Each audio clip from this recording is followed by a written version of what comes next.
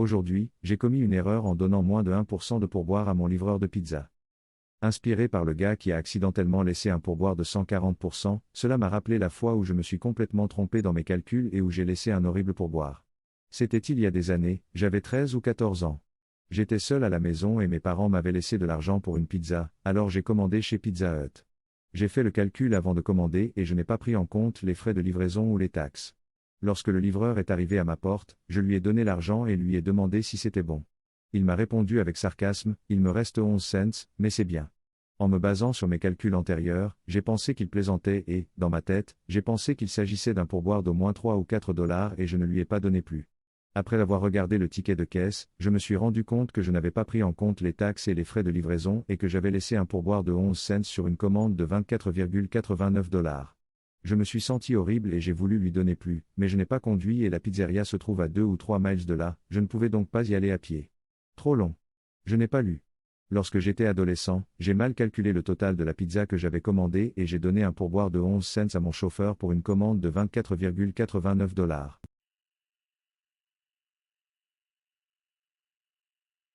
Aujourd'hui, j'ai fait une bêtise en mâchant l'anneau de mon père. C'est arrivé il y a quelques années. J'ai maintenant 23 ans.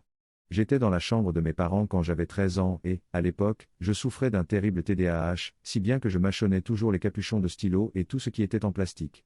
Je passais beaucoup de temps dans leur chambre parce que c'est là que se trouvait la grande télévision et les consoles de jeux pendant que mes parents travaillaient.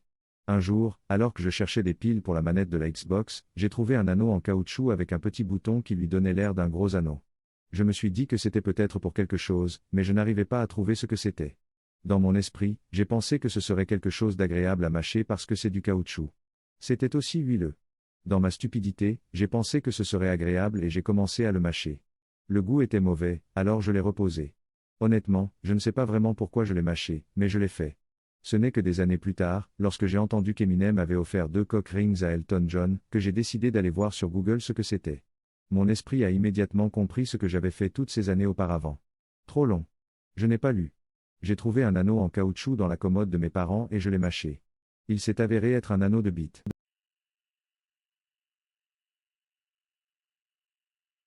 Aujourd'hui, j'ai fait une erreur en enlevant ma tasse de lune. Ce matin, j'étais à moitié endormi et je devais vider ma Moon Cup, en fait une coupe menstruelle générique, mais ça n'a rien à voir. Comme j'étais à moitié endormi, je ne l'ai pas pressé correctement pour relâcher la pression, alors quand je l'ai retiré, j'ai eu très mal. Puis j'ai continué à avoir mal, des crampes bizarres qui ne ressemblent pas aux douleurs normales des règles. En fait, elles ressemblent aux douleurs que j'ai eues quand on m'a posé mon stérilet en cuivre. Oh! J'ai tâté le terrain et les fils qui devraient sortir du col de l'utérus sont actuellement plus ou moins complètement suspendus. Et les douleurs continuent. J'en informe mon fiancé et nous nous rendons compte que toutes les cliniques locales qui s'occupent normalement de ce genre de choses ne sont pas ouvertes pour l'instant à cause de Covid. Mon médecin généraliste n'ouvre que dans quelques heures et je ne sais même pas s'il reçoit physiquement des patients. J'appelle le 111, le numéro d'appel d'urgence, et après de nombreux je ne suis pas sûr de la part du conseiller, on me dit d'aller à l'E et à parce que j'ai répondu oui à la question avez-vous saigné au cours de la dernière heure parce que j'ai mes règles, mais aussi parce que j'ai peut-être un stérilet? J'ai fini par passer environ 3 heures au centre d'obstétrique, j'étais littéralement la seule patiente, ce qui était très étrange. On m'a dit qu'il fallait qu'on m'emmène dans un service pour voir un gynéco mais qu'il fallait que je fasse un test de Covid avant de pouvoir monter. Je ne sais pas combien d'entre vous ont dû faire ce test mais ça craint, j'avais les yeux qui pleuraient et la gorge nouée et j'avais encore pas mal de douleurs dans l'utérus donc c'était super marrant. On m'a emmené dans le service, on m'a donné un masque et on m'a dit d'attendre. Au bout d'une heure, un médecin m'a examiné et a décidé que le stérilet devait être retiré parce qu'il était presque là de toute façon. Je suis donc allongé, un étranger me regarde par le vagin, j'ai mes règles, ce qui rend les choses encore plus difficiles, et je porte un masque, ce qui ne fait qu'ajouter un élément supplémentaire pour être honnête. Le médecin a essayé de faire la conversation et m'a demandé ce que je faisais dans la vie, je lui ai dit et ensuite, parce que j'emmerde mon cerveau, je suppose, il m'a demandé et vous ?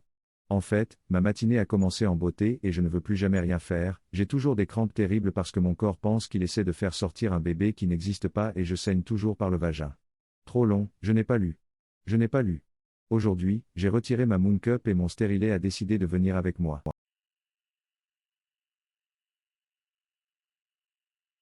Aujourd'hui, j'ai fait une erreur en sentant les sous-vêtements de ma tante. Ce week-end a été très confus pour moi, alors pardonnez-moi d'avoir l'air fatigué. Ma famille, y compris les cousins, l'oncle et la tante, séjournent dans un hôtel jusqu'à Noël, où nous irons faire du patin à glace ensemble. Nous avons traîné à la piscine, nous avons nagé, etc. Ensuite, nous sommes allés dans l'ascenseur pour retourner dans notre chambre. Pendant que nous montions, l'ascenseur s'est soudainement bloqué. Nous étions tous dégoûtés et nous rions en même temps. Nous nous accusions mutuellement d'avoir pété. Mon oncle a accusé ma tante et il riait très fort. Quelques minutes plus tard, ma tante prenait sa douche. Lorsqu'elle est sortie, j'ai ramassé sa culotte et j'ai ri en disant que c'était bien elle. Ma famille m'a regardé bizarrement et ma mère a commencé à me crier dessus. Trop long. Je n'ai pas lu. J'ai fait une blague sur l'odeur des sous-vêtements de ma tante.